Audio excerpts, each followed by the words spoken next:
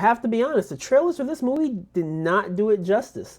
I actually hope this movie gets a sequel because there's room for it. Sinners is the newest movie directed by Ryan Coogler starring Michael B. Jordan.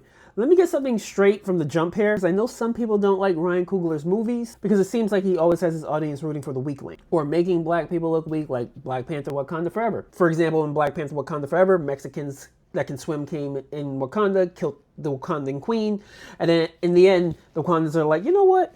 We forgive you.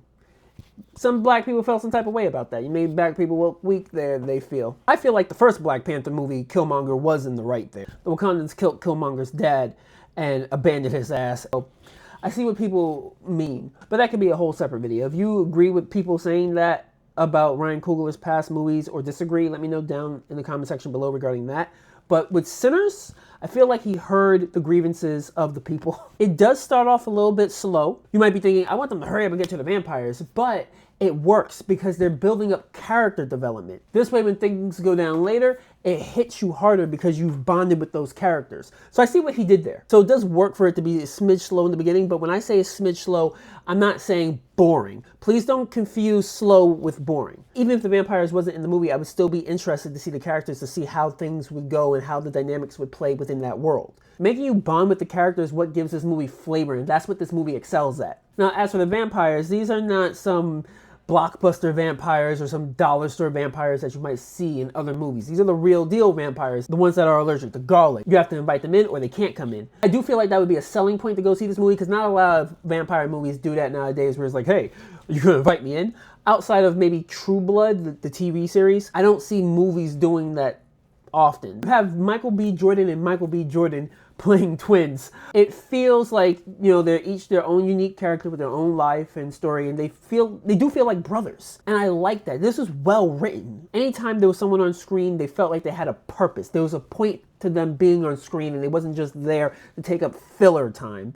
Like I said, it's slow at the beginning, but slow does not mean boring. Also, treat this like a Marvel movie. What I mean by that is do not get up when the movie is over. There is a post-credit scene that really is the crowning jewel of this movie and is what actually makes me want to see it again. If you get up and get ready to leave the theater before that mid-credit scene comes on, you didn't see the end of the movie. You actually cheated yourself. Sit down, relax, treat it like a Marvel movie.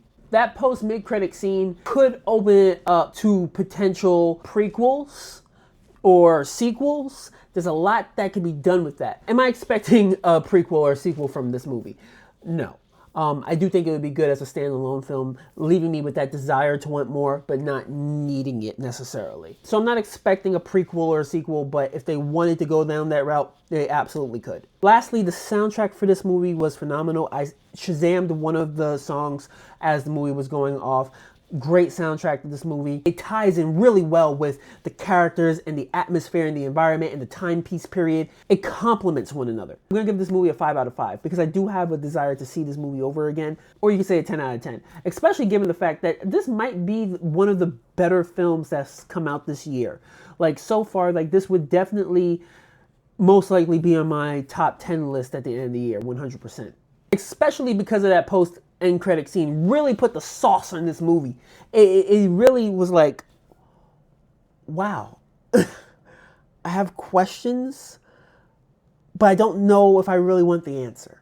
I'm just fascinated. The reason why I was going back and forth between the score and didn't know where to lock it in is because there's this one part in the movie where someone does something stupid. Not going to say what it is, but let's just say someone has a big mouth. You'll know when you see it. Shut up, bitch! Oh my God!